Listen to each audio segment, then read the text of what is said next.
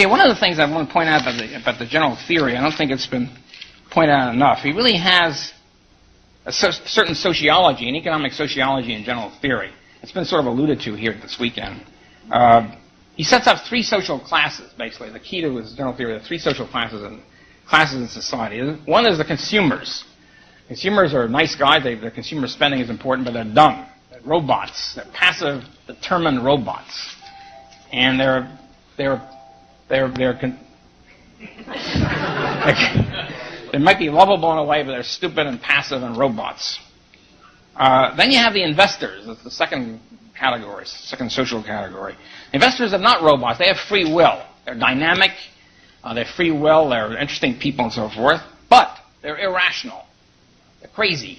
They're loonies. They're creatures of mood. They're optimists and pessimists. That's been alluded to here before.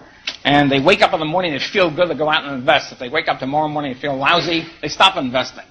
So you can't rely on them. They're erratic and they're screwballs and so forth and so on. And that's why, and these two classes constitute the national output, national income and output. Fortunately, however, there's a deus ex machina, God out of the machine. There's a third class, government. Government does not determine. They have free will and they're active and all that. They're not determined by anything. And governments, in contrast to being erratic and moody, as the investors are rational. They're supremely rational. So, and especially, of course, if they're guided by a top economist like Keynes. It's the philosopher king, or the philosopher guiding the king. And so the philosopher kings can step in and correct for the moods of the investors. The investors wake up one morning, they're too pessimistic, they don't invest enough. The government steps in and spends.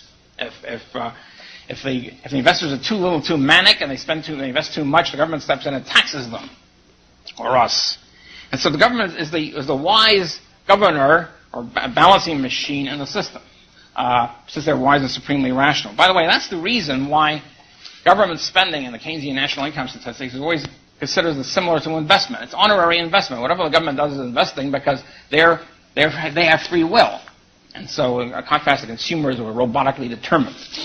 So once one points this out, I don't think we have to gauge too much to see the fallacies of this assumption.